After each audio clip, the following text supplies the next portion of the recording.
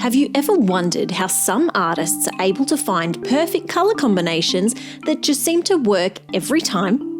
It's not just art, it's science, and we call it colour theory.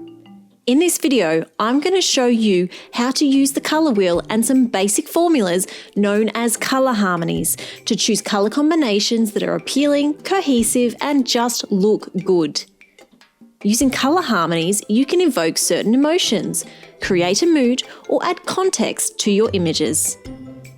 When you don't use colour harmony, your art can appear bland and boring, or so chaotic that your brain can't process it properly. So let's start at the beginning. You may remember back at school where you learned about primary, secondary, and tertiary colours. We are taught that the primary colours are red, blue, and yellow. When mixed together, these make the secondary colours, green, orange, and purple. Take it a step further and you'll get the tertiary colours, yellow, green, red, orange, and so on. These make up the traditional colour wheel that was created by Sir Isaac Newton and helps us to understand how different colours work together. The traditional colour wheel is no longer the only colour wheel that exists. There are other colour wheels and methods that are used by artists and designers to create a bigger range of colours when mixed together. These colour wheels are important and we'll talk about them in a future video, but when it comes to choosing colour combinations, the traditional colour wheel is still our best resource for understanding colour harmony and how colours work together to create beautiful art. There are four main qualities of each colour on our wheel. The first is hue. This is simply the colour position around the wheel and the brightest, purest version of each colour. Our wheel uses 12 main colours, but we can also work with all of the hues in between. Second, we have saturation. This can also be known as intensity or chroma. This tells us how vibrant a colour is. A desaturated colour is greyed out and dull, while a saturated colour is vibrant and strong. Then we have value. This tells us how dark or light a colour is. We can create shades of our colour by adding black or tints of our colour by adding white. We can also add tone by adding grey. And finally, we have temperature.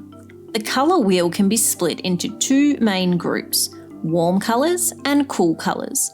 But individual colours can also change in temperature as we move around our wheel. A warm red includes more yellow, and a cool red includes more blue. When we combine hue, saturation, value, and temperature, we find ourselves with a myriad of variations of each of our 12 main colours. So how do we use all these colours together? We can use our 12 basic hues on the colour wheel, along with some easy to follow formulas to create an endless collection of colour combinations that look balanced, appealing, and just work. These formulas are known as colour harmonies. The first and easiest is a monochromatic colour harmony. This takes just one base colour or hue from our wheel and uses different shades, tones, or tints to create a group of colours. It's one of the easiest colour harmonies to create and looks simple, cohesive, and organised. Next, we have a complementary colour scheme. This takes two colours from opposite sides of the colour wheel, such as red and green or blue and orange. This type of colour scheme is great for creating strong contrast in your image. A split-complementary colour scheme is similar to a complementary colour scheme, except one of the colours is split into two nearby colours. This keeps the high contrast of the complementary colour scheme, but also adds more variety. A triadic colour scheme uses three colours that are evenly spaced around the colour wheel like a triangle. These colour combinations are often bold and vibrant. Tetradic colours are four colours in a rectangle shape, made up of two sets of complementary colours together as one palette. These palettes work best when you focus on one main colour and use the other colours as contrasting accents. An analogous colour scheme uses 2 to 4 colours that are next to each other on the colour wheel. This is one of the simplest and most appealing colour harmonies and works best if you choose one dominant colour and use the other colours as accents. These different colour harmonies are a great guide to create colours that work well together. You can create more variety by changing the shades, tones, and tints within each colour palette, giving you endless ways to mix and match colours that look great. This can all be a bit overwhelming, but don't worry. After you've started applying these methods, you'll start to pick up an intuition and confidence for which colours work well together and which colours don't.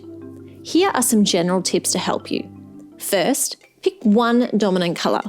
Whichever colour harmony you choose, using one dominant colour will create a sense of balance in your design. You can choose one main colour and use the rules of colour harmonies to find other colours that work as accents or smaller details in your design. Next, use just a few colours. Simple is best. Adding too many colours in your design can quickly become overwhelming or chaotic to your viewers. Choosing just a few colours and applying these colour rules can create art that is bold, simple, and yet still interesting. Finally, you can use colour palettes for inspiration. Learning the rules of colour theory can help you know what works well together, but it doesn't mean you have to start from scratch every time. You can find colour palettes like those I've included in the colour catalogue that are inspired by nature or existing designs and naturally incorporate colours that look good together. Choosing good colour combinations doesn't have to be hard, and challenging yourself to use some of these tools and formulas can expand your skills and help you to be creative in a whole new way.